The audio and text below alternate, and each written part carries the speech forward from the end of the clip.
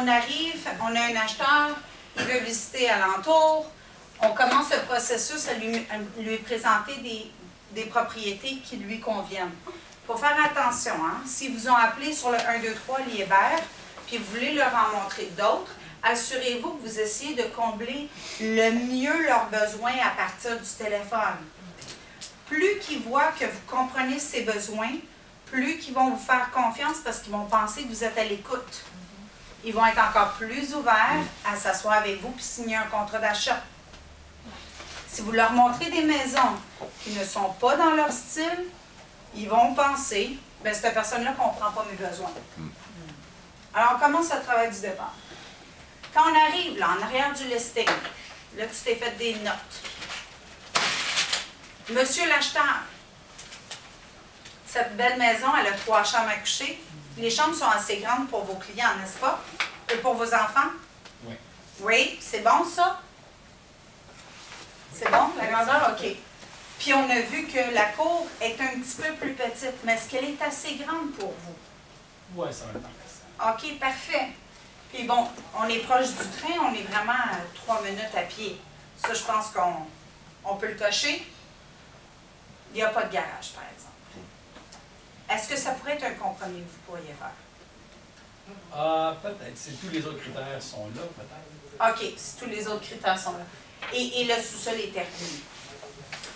Monsieur l'acheteur, cette maison-là, sur une échelle de 1 à 10, à quel point vous l'appréciez? Un 8. Wow, OK. Ça, c'est intéressant. Est-ce que vous voyez vivre avec votre famille dans cette maison? Ça pourrait être une belle option? Oui, juste le garage qui manque. Juste le garage, oui. Ça serait un 9,5 hein, avec le garage? OK, parfait. Je n'ai pas essayé de dire, est-ce que vous voulez faire une offre? Les gens ont peur du commitment, de l'engagement. Les gens ont peur de l'engagement. Je ne sais pas si vous avez remarqué, mais à chaque fois que vous signez un contrat, que ce soit un contrat d'achat, un contrat de courtage, même si vous allez signer un contrat de location pour votre voiture, à chaque fois qu'on vient pour signer, on arrête. Même si on est prêt à acheter, même si on est acheteur. Hein, on va tout de suite à le non. Oh, ça va trop vite. Alors là, on lui pose des questions pour l'amener à l'entonnoir. On va à la deuxième propriété. Là, la première, le numéro 1, il y avait ça. Il y avait, on va dire que ça, c'était moins. Il y avait proche du train, moins, puis sous-sol fini. Puis c'était un 8 sur 10. OK? Vous allez à la deuxième. Monsieur l'acheteur, 3 chambres à coucher. Ça, c'est excellent. De toute façon, on va juste aller voir des 3 chambres à coucher. La cour est très grande.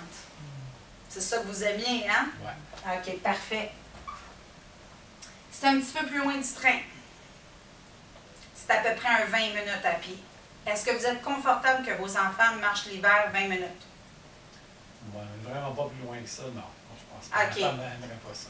Oui, hein? Je pense que madame, elle n'aimera pas ça. C'est un petit moins, hein? Oui, OK. On aime plus le 3 minutes à pied. Celle-là, elle a un garage. OK, parfait. Par contre, celle-là, le sous-sol est partiellement aménagé. Est-ce que ça, c'est quelque chose que vous pouvez vivre avec? Oui, pour les premières années, peut-être. Pour les premières années. OK, parfait. Celle-là, sur une échelle de 1 à 10, vous pouvez dire, c'est quoi? Je dirais peut-être un 7 incomparable. 7. OK, comparativement. Alors, finalement, vous préférez la première qu'on a visitée? Oui. OK, parfait. Alors là, si vous aimez mieux la première, est-ce que vous seriez prête à faire le compromis du garage?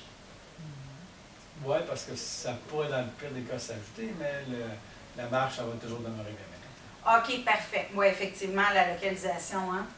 OK. Vous voyez ce que je fais? Là, je priorise le numéro 1. On arrive à la troisième. Vous allez comprendre juste avec la troisième. Numéro 3. 3 chambres à coucher encore. La cour est très petite. Très petite. Ça, c'est un gros moins. On est proche du train. C'est bien? 5 minutes. C'est pas si pire. Parfait. Celle-là non plus n'a pas de garage. c'est un moins. Celle-là, le sous-sol est fini. Puis celle-là, là, est super bien aménagée. Grosse rénovation. Mais est un petit peu plus cher.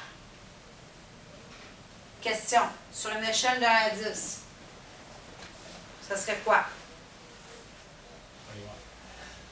Whatever, all of that. Ah, je dirais un 6 d'abord. Un 6. Ouais. Alors, malgré les rénovations, le fait que vous êtes, qu'il n'y a pas de garage, puis que, bon, je me souviens plus, là, la cour est très petite. Ouais, c'est ça. Alors, ça, c'est un 6. Alors, encore une fois, la première, c'est le meilleur choix? OK. Monsieur l'acheteur, avec la première, là, de toutes les maisons qu'on a vues, est-ce que c'est une belle option pour élever votre famille dedans? Quand même, j'aimerais peut-être vouloir voir d'autres choses. OK. Ah, c'est vrai, je prends un analytique. Sont où les drivers dans cette salle pour avoir là tout de suite? OK. Alors, here. Oui, sign here. Alors, finalement, vous voudriez en voir d'autres? Ouais. OK. C'est quoi qui vous fait hésiter? Mais je sais pas, il y a peut-être la licorne qui existe, là, qui est parfaite, qui coche toutes les boîtes.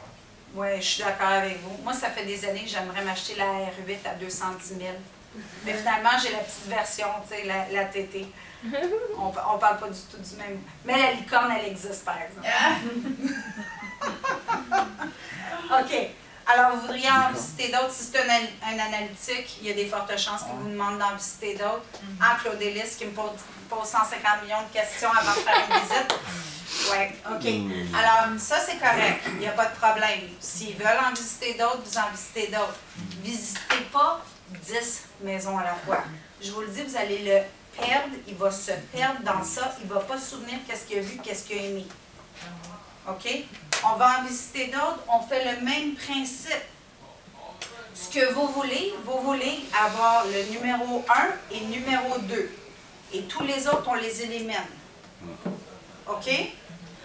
Pour que lorsqu'ils sont prêts à faire une offre, là, il n'est pas mêlé là, dans ses choix. Vous l'avez pris par la main puis vous l'avez guidé.